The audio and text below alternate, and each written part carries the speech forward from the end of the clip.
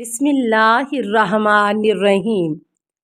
السلام علیکہ یا صاحب العصر والزمان۔ نمبر 5، قرآن مجید پر اعتراض اور اس کا جواب۔ ایک روز کچھ لوگ پیغمبر اکرم صلی اللہ علیہ وآلہ وسلم کی خدمت میں حاضر ہوئے اور عرض کیا، ہم قرآن کے سلسلے میں چند اعتراضات لے کر حاضر ہوئے ہیں۔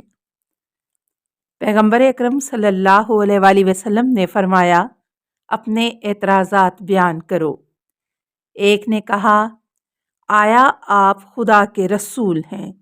پیغمبر اکرم صلی اللہ علیہ وآلہ وسلم نے فرمایا، ہاں۔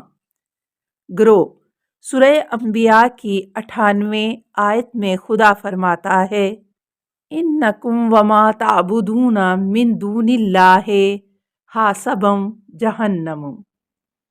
یاد رکھو کہ تم لوگ خود اور جن چیزوں کی تم پرستش کر رہے ہو سب کو جہنم کا ایندھن بنایا جائے گا۔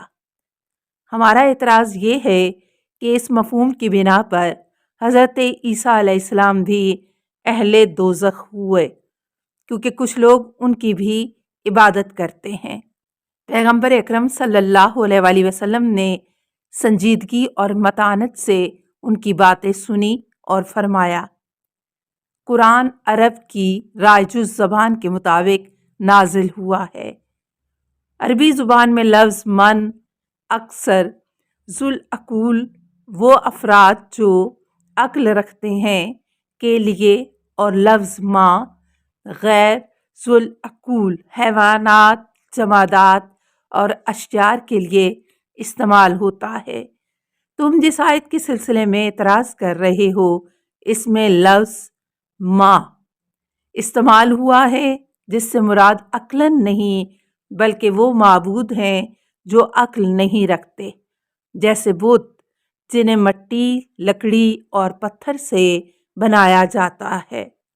اس طرح اس آیت کے معنی یہ ہوں گے، غیر خدا کی عبادت کرنے والے لوگ جنہیں تم نے اپنے ہاتھوں سے مختلف قسم کے معبود بنا رکھا ہے وہ سب کے سب جہنمی ہوں گے۔ وہ پیغمبر صلی اللہ علیہ وآلہ وسلم کے جواب سے مطمئن ہو گئے اور آپ کی تصدیق کر کے رخصت ہو گئے۔ نمبر 6، 24 منافقوں کی سازش اور حضرت صلی اللہ علیہ وآلہ وسلم کا ان سے مناظرہ۔ منافقوں کی ہر زمانے میں یہ خصوصیت رہی ہے کہ وہ اپنی تمام تر کوششیں حکومت و اقتدار کے حصول میں صرف کرتے ہیں، اور وہ ہمیشہ یہ چاہتے ہیں کہ لوگوں کی ہمدردی کی آڑ میں عوام کے ساتھ مقبولیت پیدا کر کے حکومت کی باغ دوڑ اپنے ہاتھ میں لے لیں۔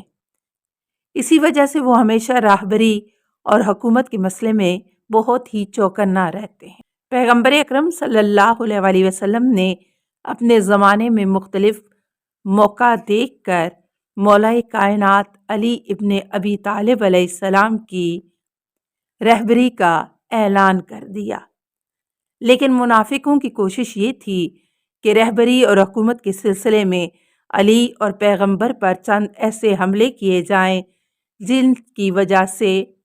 جس سے یہ عہدہ ان کے خاندان سے نکل کر کہیں اور چلا جائے۔ جنگ تبوک میں منافقوں کی ایک سازش یہ بھی تھی کہ وہ اپنا خفیہ منصوبے کے ذریعے سے علی علیہ السلام اور پیغمبر کو قتل کر دیں۔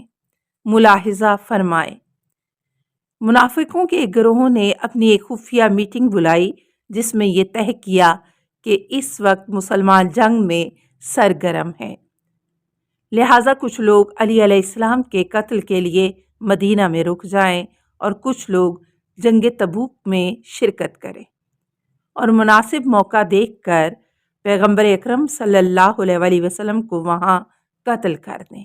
پیغمبر کی قیادت میں 10,000 سواروں اور 20,000 پیادوں افراد پر مشتمل لشکر اسلام تھا۔ جنگ تبوک کے لیے روانہ ہو گیا۔ کچھ لوگ اپنی سازش کو پایہ تکمیل تک پہنچانے کے لیے مدینہ ہی میں رک گئے اور بقیہ منافقین مسلمانوں کے ساتھ جنگ کرنے روانہ ہو گئے۔ یہ خبر پیغمبر تک پہنچ چکی تھی کہ رومی فوج پیادہ اور سوار ملا کر 40,000 افراد پر مشتمل ہے، شام کی سرحد پر پہنچ چکی ہے اور اس فکر میں ہے کہ مسلمانوں پر اچانک حملہ کر دیا جائے۔ اگرچہ یہ جنگ مختلف جہات سے جیسے گرمی کی شدت، طویل مسافت، دشمنوں کی کثرت، پانی اور غذا کی قلت کی وجہ سے بہت ہی دشوار تھی، اسی وجہ سے اس کو جیش الاسرت کہا جاتا ہے۔ لیکن مسلمان استقامت اور ایمان و توکل اور بلند ہمتی کے ساتھ پیغمبر اکرم صلی اللہ علیہ وآلہ وسلم کی سپہ سالاری میں آگے بڑھے اور مدینہ و تبوک کے درمیانی طویل راستے کو طے کیا اور 9 ہجری کے ماہ شعبان کے اوائل میں سرزمین تبوک پہنچ گئے۔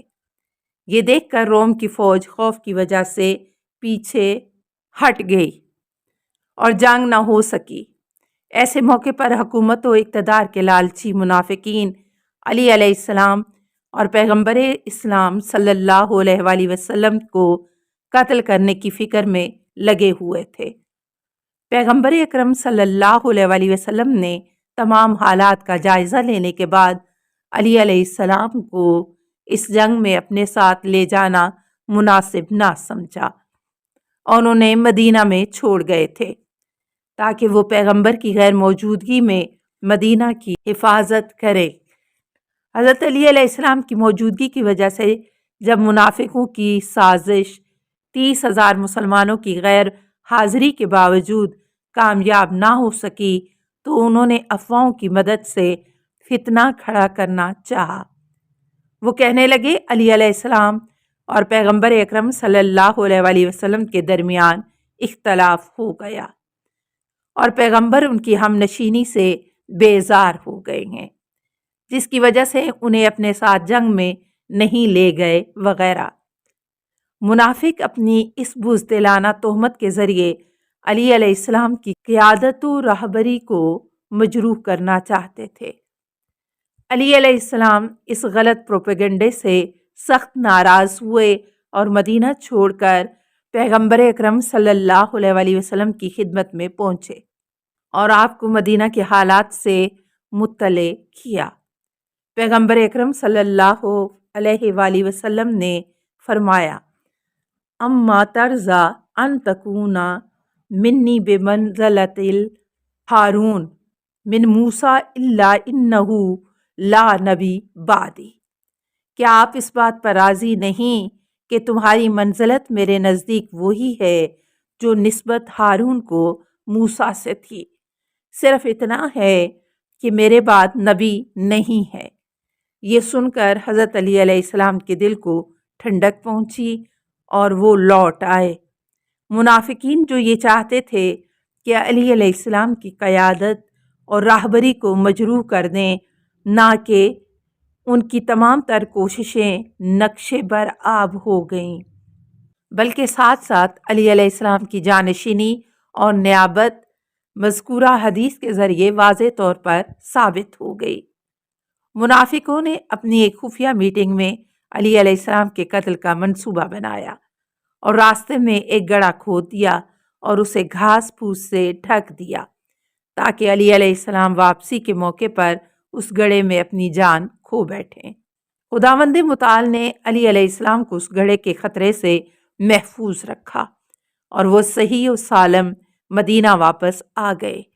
نتیجے میں اس دن منافق اپنے مقصد میں کامیاب نہ ہو سکے اور وہاں منافقوں کا 16 آدمیوں پر مشتمل دوسرا گروہ جو اسلامی لشکر کے ساتھ تھا، ان کے ساتھ خفیہ طور پر یہ طے ہوا کہ تبوک سے لوٹتے وقت مدینہ اور شام کے درمیان پہاڑ کی چوٹی پر پیغمبر اکرم صلی اللہ علیہ وآلہ وسلم کے اونٹ کو چھپ کر پتھروں کے ذریعے سے بھڑکا دیا جائے تاکہ اونٹ پیغمبر اکرم صلی اللہ علیہ وآلہ وسلم کو درہ کے اندر گرا دیں اور آپ کو اس بات کی اطلاع بھی نہ ہونے پائے کہ اونٹ کو بھڑکانے والا کون تھا۔ جب رسول اکرم صلی اللہ علیہ وسلم اپنے ساتھیوں کے ہمراہ پہاڑ کی اس چوٹی کے قریب پہنچے جہاں درہ تھا تو جبرائیل علیہ السلام نے آ کر آپ کو منافقوں کی سازش سے مطلع کیا۔ پیغمبر اکرم صلی اللہ علیہ وسلم نے مسلمانوں کو منافقوں کی بالخصوص حضرت علی علیہ السلام کے سلسلے میں کی گئی سازش سے مطلع کیا اور حضرت علی علیہ السلام کی شان میں چند باتیں کہیں۔ 14 افراد پر مشتمل منافقوں کا گروہ جو یہ سمجھ رہا تھا کہ کسی کو کچھ خبر نہیں ہے، لہٰذا پیغمبر اکرم صلی اللہ علیہ وآلہ وسلم کے سامنے دوستی اور محبت کا دم بھرنے لگے اور پیغمبر اکرم صلی اللہ علیہ وآلہ وسلم کی خدمت میں حاضر ہو کر حضرت علی علیہ السلام کی راہبری اور قیادت کے سلسلے میں سوالات کرنے لگے۔ وہ اپنے سوال کرنے سے یہ ظاہر کرنا چاہتے تھے کہ ہم تفاہم اور معلومات کے لیے بحث کر رہے ہیں اور اطمینان بخش جواب ملنے کی صورت میں قانع اور مطمئن ہو جائیں گے۔ پیغمبر اکرم صلی اللہ علیہ وآلہ وسلم نے اتمام حجت کے لیے ان کی گزارش کو قبول کیا اور ان کے سوالات کے جوابات دیے۔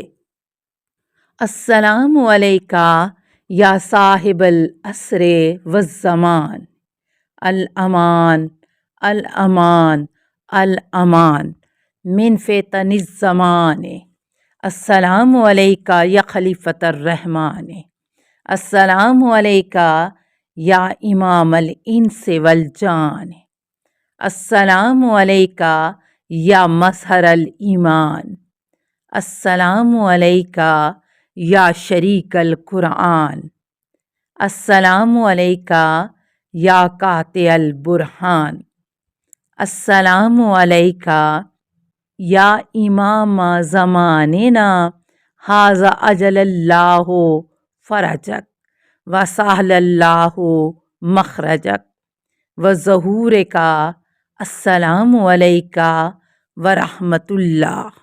اللہم صلی علی محمد و آل محمد۔